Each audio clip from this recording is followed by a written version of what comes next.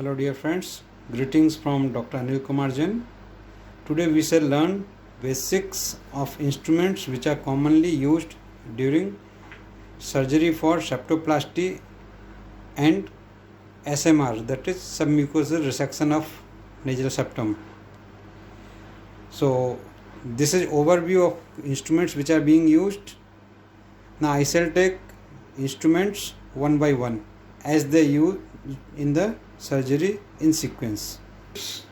Friends, when we perform any surgery in the nose, we need to take care that the nasal cavity is decongested. So for that purpose, we have to pack the nasal cavity with a local decongestant and local anesthetic agent. So we use 1:2 lakh Xylocan with adrenaline solution, taking care if patient is not hypertensive. If patient is hypertensive, then we avoid use of adrenaline. So this is Thadicum's nasal speculum. We hold the instrument by inserting the finger, press with the thumb, cross the fingers, and this gives a springing action, and you can insert in the nasal cavity to inspect the nasal cavity. Now with the help of the nasal dressing forceps, we pack the nasal cavity with the wick dipped in the Xylocan with adrenaline solution. Scissors can be used to cut the excessive part of the wick. After packing the nasal cavity, we have to paint and drape. So for painting and draping, we take this swab holding forceps. This is having catches. So with the swab holding forceps, we hold the swab, dip in the solution of betadine, then by closing, these catches comes together and it will hold the gauze piece firmly. After this, we do the painting of the local parts. Then we drape with the autoclave towels and put them in place using the towel holding forceps.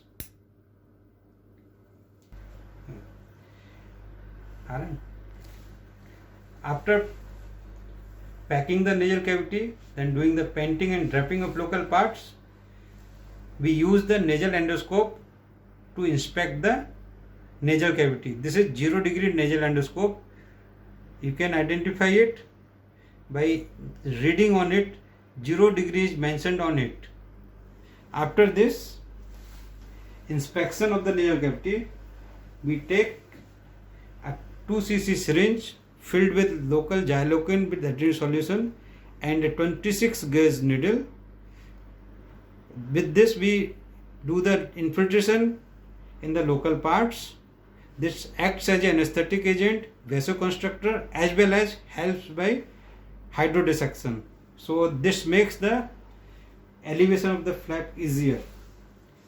If there is any secretions there, we can use the suction tip to clean the secretions or blood if any. After this, using the Thadicum's nasal speculum and the knife, we put a incision. After putting the incision, we use a knife which is circular in shape to make a space to elevate the flaps. Then we use a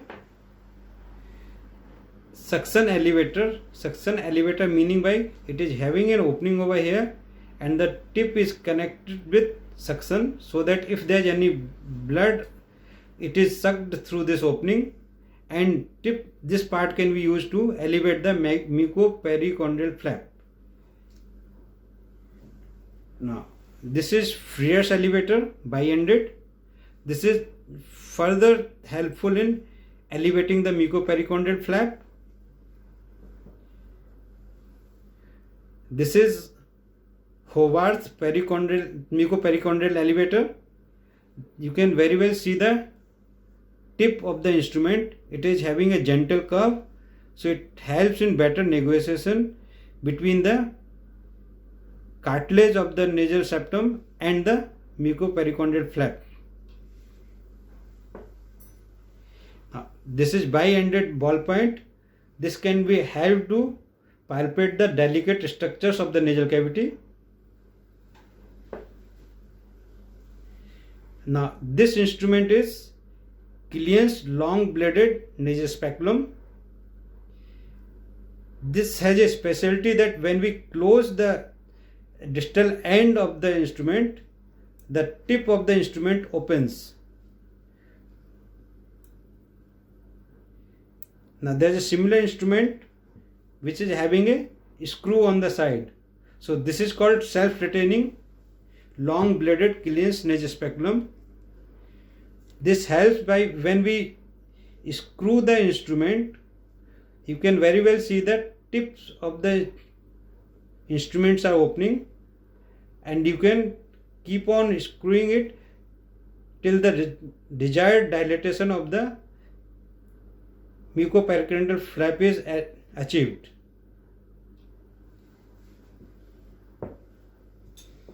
Now once the flaps are elevated, we use this particular instrument. You can very well see it. This is a scissor named as Hyman turbinectomy scissor. Often students gets confused with a similar instrument. This is nasal dressing forceps, and this is not a scissor. So one has to be very careful while identifying it as a scissor or a forceps. This scissor is used to put a nick on the cartilaginous part of the nasal septum. Once a nick is made, we use another instrument called Ballinger's Sewell knife. It is called Sewell because on the tip there is a cutting edge or the blade which rotates as it moves in the nasal cavity. It is having a bayonet shape, that is double angled shape, and we have to be very careful to hold it. It has to be held like this, insert in the nasal cavity, go to the most posterior part of the cartilaginous part of the nasal septum, then move vertically down, then come horizontally out. This cuts the cartilage of the nasal septum. Once the cartilage is cut, we have to take another instrument, the Lux forceps. Now we have to be very careful that we don't get confused with another similar instrument called tonsil holding forceps. Now we have to see very carefully the tips of both the instruments.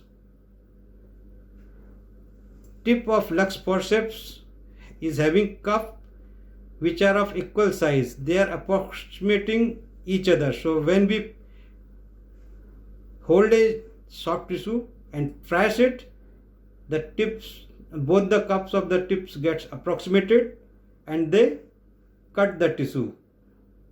Whereas in the tonsil holding forceps, the upper cup is smaller, lower is large, so upper one gets within the lower cup and it is not cutting the tissue. So this is used for tonsil holding.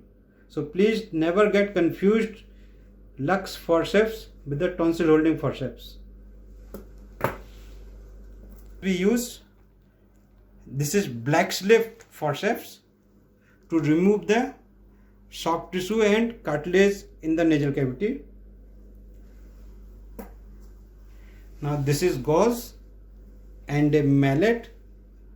In unison, these two instruments are used to remove the crest from the maxillary crest area. Now after the surgery is done, we use a nasal holding forceps and a plain forceps without tooth to hold the soft tissue and suture the wound within the cavity. After the surgery is done and the sutures are taken, we use a medicated ribbon gauze piece and the nasal dressing forceps and we do the anterior nasal packing. Depending on the condition, we do one side or bilateral nasal packing, and then anterior dressing is done. Thank you all.